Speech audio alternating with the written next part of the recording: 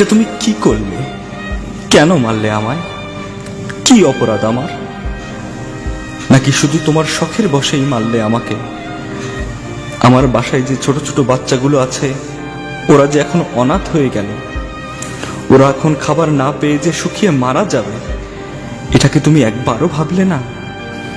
তুমি নাকি সৃষ্টির সেরা জীব, তুমি নাকি সবচেয়ে বুদ্ধিমান প্রাণী, তাও তুমি কেন আমাকে এত ক্ষত বিক্ষত করে যন্ত্রণাদায়ক মৃত্যুটা দিলে?